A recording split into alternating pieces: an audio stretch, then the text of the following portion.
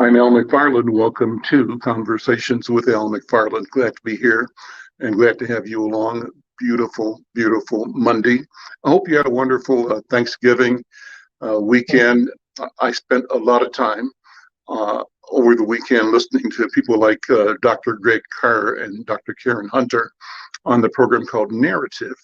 And one of the powerful things that I come away with is a different way of knowing, a different way of learning and understanding about the dynamics of narrative, of the story, of the perspective. And what I am challenged to do is to rethink my understanding of the historical experiences that we have created a shorthand in this country, a shorthand that we call Thanksgiving, that sort of paints a rosy picture around and over circumstances that were horrific, that led to genocide, that led to the decimation of a people and the introduction of the transatlantic slave trade.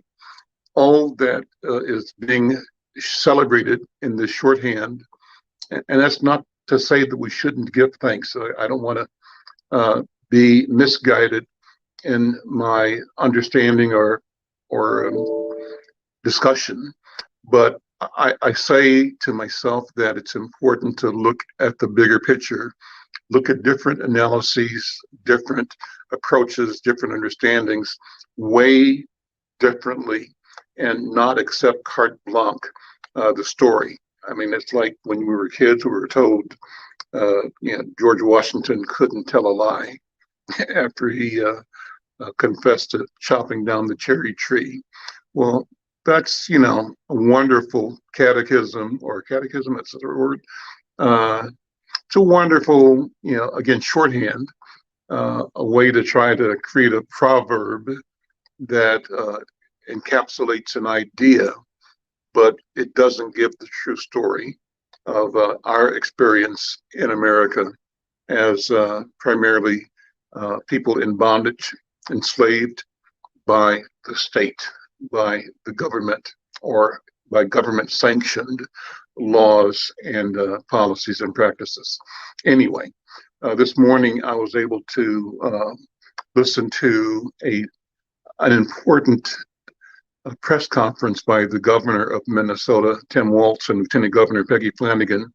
They were joined by and introduced by the Commissioner of Public Safety, Commissioner Harrington.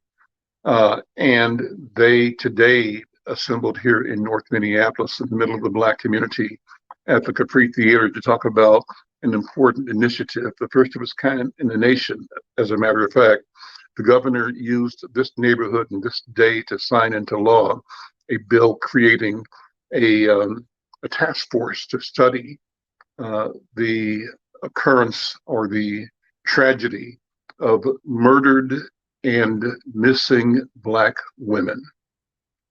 Murdered and missing Black women. This bill led by Representative Richardson, new to the legislature, but a powerful advocate, a powerful leader in the Minnesota House of Representatives. And I was pleased to see her take on why and how this important work was unfolding and what it could and should mean. And what's important is that this was the first state in the country that's created a task force to study this problem of missing and murdered Black women. The precedent for this here in Minnesota was also discussed. The Lieutenant Governor of our state, Peggy Flanagan, is an American Indian. And through her leadership and insistence in state government, Minnesota has created a task force on missing and murdered Indian women and girls. So that led the way, and Representative Richardson and her colleagues close on pushed that door wider and created into law today, with the signature of the governor, a bill establishing a task force on Black women and Black girls who were murdered, have been murdered, and who are missing. And the statistics are horrific. You'll hear that. I'm going to play that presentation in just a minute. One of the highlights of it for me was a statement by a friend of mine, a colleague, a homeboy from Kansas City like me, Dr. Vincent Hayden. He's a regular contributor to this program. He's the founder of Turning Point, a leader both locally and nationally, actually internationally, in the idea of creating culturally specific treatments and responses to alcohol and tobacco and other drug abuse challenges facing African and African American people. As it turns out, his daughter, and by the way, his son, dear friend and contributor, regular presence here on this program, Jeff Hayden, former state senator for South Minneapolis, former state member of the House of Representatives as well.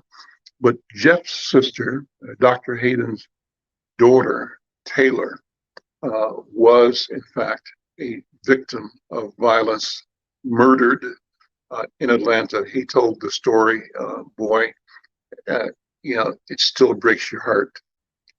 And he talked about both the pain, but he also talked about this peace he has of knowing that his daughter is still with him and with us, and is watching and urging us to move to protect women and children, to deal with the question of violence of murdered and missing Black women and Black girls. Well, with that, let me take a break here and ask AZ, our producer, to launch the replay of this morning's press conference. And what I want to do is, when it's over, if you're listening or if you are aware, have comments about this, I'd love to have you join this conversation. And let's talk about this question of violence against women and children, violence against Black women and Black girls in particular. I'm Alan McFarlane. This is Conversations with Alan McFarlane. And AZ, why don't you start the replay of this morning's program? Thank you. Good morning. My name is John Harrington. I'm the Commissioner of the Department of Public Safety, and it's an honor to be with you here today. Over my career, I've learned from so many survivors and so many witnesses, and frankly, so many moms and nanas from the Black community in particular, whose worlds were shattered by the disappearance of a child or a loved one. I often tell people, I started my first police command back when my St. Paul PD days. It was over at Western District, and it was the part of the city that had the highest murder rate. But that wasn't what started my career. What started my career was an early meeting with Vanita Carter and Joy Freeman from Breaking Free, who showed up at our office to talk to me about human trafficking and about the disappearance of young women, young girls in the St. Paul area. That education has been continued and unfortunately seems to have an unbroken string of tragedies connected to it. Unbroken by one of the other early meetings was with Naida Presley, then at the Aurora St. Anthony Block Club, whose daughter we buried after a tragic 4 homicides that happened in St. Paul, where her body was left in a cornfield in Wisconsin. It was in West that I first began to envision a world where these kind of tragedies were rare. And unfortunately, that vision has not come to fruition. But today we're making a major step forward to bring that from something that only a few maybe have imagined to a world where it will really happen. It was that vision that talked about a world where intimate partners did not kill their loved ones. It was a world where Ellen Pence from Praxis and Shelley Johnson-Klein from SPIP and other domestic violence advocates helped me understand the disappearance, the murder, and the disappearance of Black women. It's with this backdrop that I want to welcome you to the work of the Missing and Murdered African American Women's Task Force. This work is vital, is a vital next step as we can move from the micro, I believe, because there are programs that work in the microcosm, but this is an opportunity for us to move into the macro world, to reduce violence against women across the state of Minnesota. It is not lost on me that we are within blocks of a church where I and ministers and my partner from the Council of Black Minnesotans and others, Lisa from Mother's Love and others, Jeff, stood to say no more after the deaths of Anaya and Trinity. We are seeing African-American women killed in numbers that we've never seen before.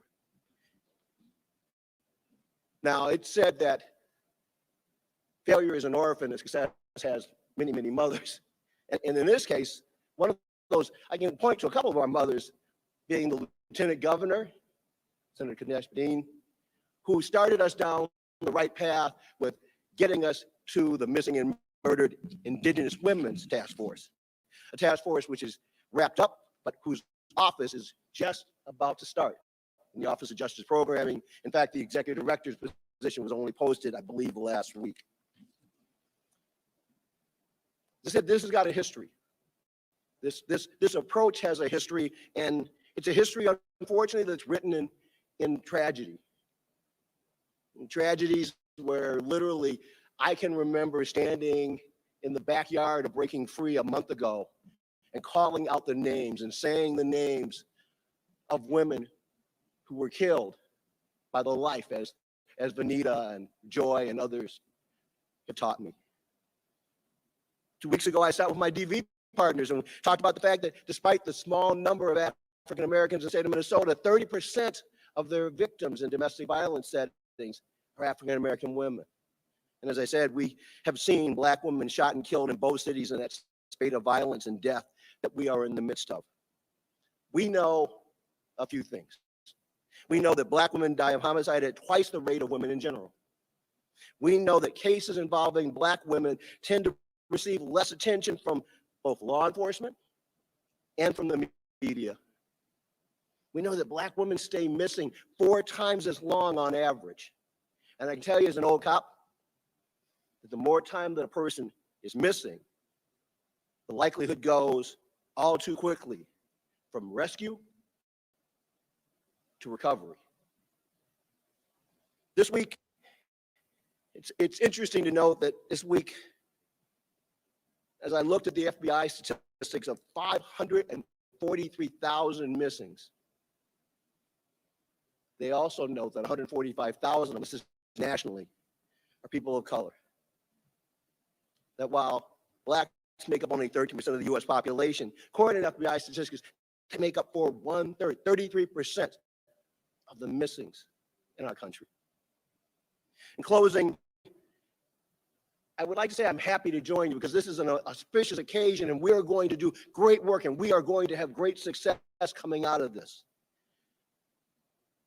But the names and the faces of those that are gone that we will not see again linger with me. And so it is a happiness at a future where there will be less of those names to be recited, where there will be less faces, where there will be less moms and dads and families to hold close to our hearts to help them get through that tragedy. Together, we have to understand why our sisters go missing. And that's what this task force will help bring us to. Together, we must learn how we can bring our moms and our nanas home. Together, we can never stop trying and striving to protect our daughters from the violence of the streets and ensure that we hold the men who commit these crimes accountable.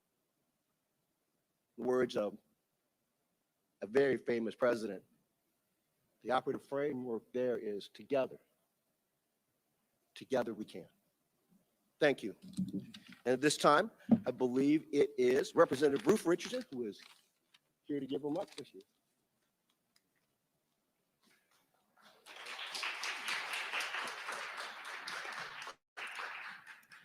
Thank you, Commissioner Harrington, for opening us up and for all the work that you have done and your department has done to bring us to this point today. I also want to take a moment to thank the governor and lieutenant governor for their work, Senator Kunish for all the work that she did on the Missing and Murdered Women and Girls Indigenous Task Force, and former Senator Hayden for their work as well. And most of all, I want to thank the family members who have gotten us to this point, because it is their real life experiences and their stories that have been amplified in order to get us here. It took 2 sessions to get us here. And I would like to tell people that this is long overdue in many ways, but I'm really excited for the possibility for what is before us. We are the first state in the nation to create a task force to look specifically at missing and murdered Black women and girls. And it's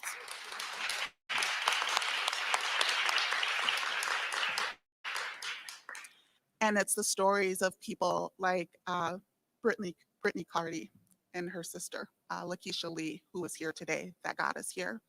And it's the stories of people like Taylor Hayden and her father and her brother who are here today that got us to this point. What we know right now is we don't know enough about missing Black women and girls, and also women who have been murdered. We do know that in the United States right now, the estimates are that there are somewhere between 64,000 and 75,000 Black women and girls who are currently missing in the United States. And I want you to think about that for a moment. Somewhere between 64,000 and 75,000. That tells us that we have a lot of work to do to understand what we are actually facing in terms of thinking about this crisis. We know that cases involving Black women and girls stay open 4 times longer than other cases. And I'm not in law enforcement, but as Commissioner Harrington knows, what happens in those first 48 hours is critical to what is going to happen to a person who's either been missing or has been murdered. We also know that Black girls are less likely to receive Amber reports. And with no Amber Alert, that means that you don't get the media attention. That means that you don't get the same resources if a child is classified as a runaway versus a child who's missing and in need of support. So there are structural things that we need to look at in terms of how we're addressing this crisis, but we also need to look at a number of other complex issues as well. In the media, Black kids make up about 30% of the missing kids, but less than 13% of the media coverage. So we need to talk about the media. We need to talk about law enforcement. We need to talk about human trafficking, sexual exploitation, economic exploitation. And we also need to talk about violence in our cities and domestic and intimate partner violence as well. Thank you to everyone who has gotten us to this day, to this point today. And what I'm most excited about is that we are going to leave this task force with a blueprint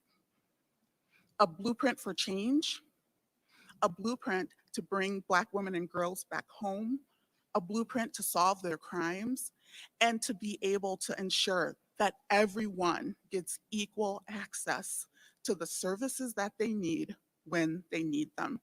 We are not going to leave anyone behind on this process. Thank you so much.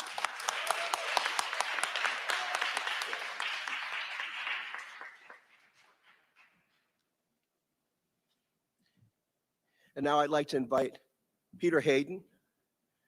He's the father of Senator Jeff Hayden, but unfortunately, he is a survivor and a family member who has lost a loved one. Peter.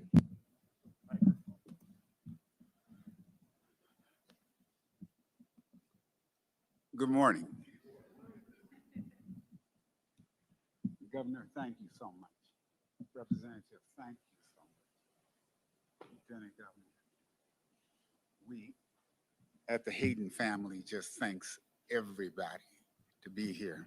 Normally Joyce, my wife, is here, and she's back in school. She's a counselor at school, and so she told me to come and speak and gave me my talking points.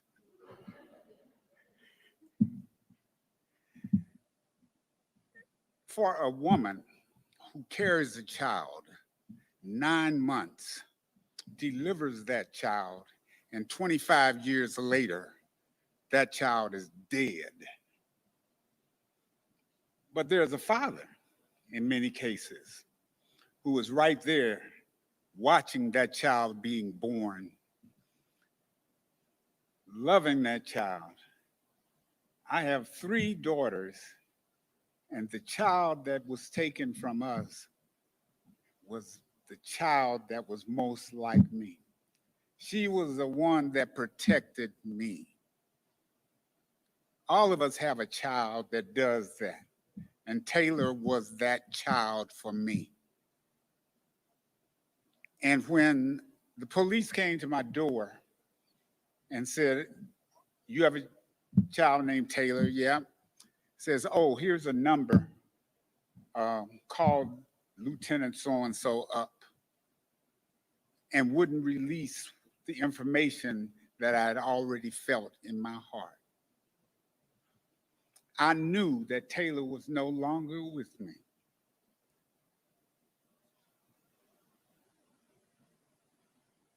When I found that out,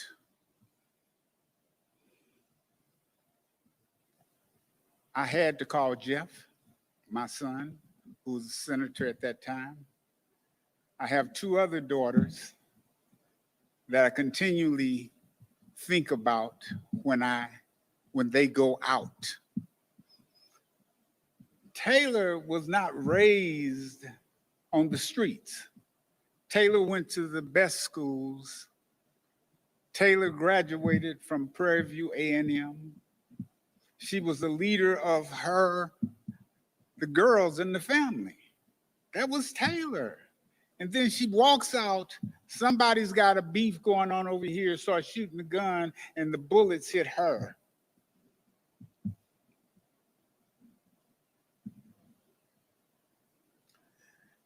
You all are here because you have some feeling. But I want you to just know that some of the parents take care of their families, but nobody tells you when the day is going to come. That includes all parents. No child should be left bleeding in the streets because someone didn't care. Don't know who the person was that fired the pistol and took Taylor out, but I know one thing. She'll never be from my heart, my family's heart, and all of y'all sitting here. I want to just thank you again for allowing me to take this time to express. As I said, Joyce is usually expressing, but I had the opportunity and it feels good. Understand what I mean, but feels good, because I know Taylor's there and she's watching me and she's saying, "Hey, Dad, it's time to sit down." Thank you.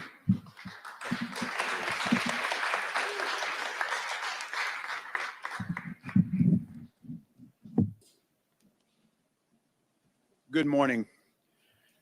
Dr. Hayden, thank you for sharing Taylor's story and trusting us with that story.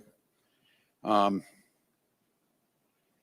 making sure that we understand that those pains that each family feels ripple out through our communities. And I want to thank the Capri Theater for creating this space. Space and community are what we're about, and that's what we're talking about.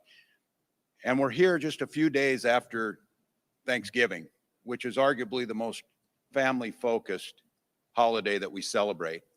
And the families that are sitting here, and as you heard, an unimaginable number of other families, tens of thousands, that there's that empty place at that Thanksgiving table every single year. The times of enjoying whatever their favorite food was, whatever the game they played together, the favorite aunt, all of those things are rippled because of this. So to each of the family members who are here, thank you for doing what seems almost unimaginable to those of us who have never gone through what you did, turning the tragedy of bearing a child and trying to make it a positive for the broader community. It is almost unimaginable. Thank you to the number of people in here over the last 2 years who have picked up the phone when I called and told the stories. And every time you're asked to tell that story, the trauma is relived. and the expectation of every time there's a story in the paper of another young Black girl who's dead or missing, that rips that hole in your heart again. So I'm incredibly grateful for the task force work. I'm incredibly grateful to our legislators who understand, and Representative Richardson embodying what servant leadership looks like, going to the Capitol, not just with ideas or platform, that's important, but with a plan on how to get something done, and then an expectation that it will be done, and then being in the place where the work is actually going to be done. I think the legislators here know how very rare that is, and how very special it is. So I am incredibly grateful. And to our legislative leaders, in a time where the public has lost faith in our ability to govern our communities together, you prove that that's not true. That this issue and those statistics you heard, that the state of Minnesota is not going to just sit back and look at the statistics and say, boy, that's too bad. The idea said it has to stop with us. And the legislature did that. They did it bipartisanly. They did it in a manner that said a child is a child and it knows no partisanship. And that this tragedy and the statistics behind it are all too clear. Something must be done. And the folks who will set on the task force and who are already doing the work, and I just want to be clear, folks who have been doing this work for decades without a task force designation or the state being there, please understand, we know we are standing on the shoulders of giants who have been fighting this lonely battle by themselves in many cases. Now we're just trying to bring some more support, to trying to listen to the people who know what needs to be done. And I think this, what Representative Richardson said is important. We know in Minnesota that we need to tell our story. We need to tell our whole history of every single person in this state, and telling the story of our Black women, telling the story of what's happened here is critically important. And to be the first state to do this, that's where we should be. We know what our weak spots are, and we know where these tragedies are happening, and we know that we have to do something. And this is a group of folks who came together to do that. So I am incredibly grateful for that work. I'm also very, very cognizant that being here today, signing the bill, putting things in motion, all of those things are precursors to what's really important. We need results. We need the numbers to go down. We need the violence to ebb. We need to make sure that we're lifting up and holding and understanding that Black women, the statistics you said, and we've all seen it. Where is the story on the news? We'll see for 3 weeks when there's a story. And oftentimes when it happens, it's white women. We know that. That's not telling you anything you don't already know. We have to change that narrative. We have to change that narrative because it's going to tell we value every single person. We value every single one of these women and girls. So I'm incredibly grateful. I understand, and our next speaker truly understands as we fought for this, that the responsibility to get those results lies with all of us, and it lies with our administration. Making sure the resources, as you heard Commissioner Harrington, who's been committed to this for decades, he's in a position to make a difference, and he's in that position because he makes differences. And our commitment to making sure that we're there to support the work and to follow through on the recommendations and the guidance. And to be very clear, I expect a strong critique if this task force suggests things and it doesn't happen. I expect theirs to be the loudest voices and ask, why hasn't it happened? Why hasn't it been done? That's called accountability. And every single one, and listening to Dr. Hayden, Taylor deserves accountability. This community deserves accountability. And I can tell you that seeing the leadership that's here and seeing the commitment that's here and the families that are here, we'll get that commitment. And so it's my privilege to work every single day with a former legislator, a mom, a sister, a daughter who understands what it means to hold that accountability, Lieutenant Governor Flanagan.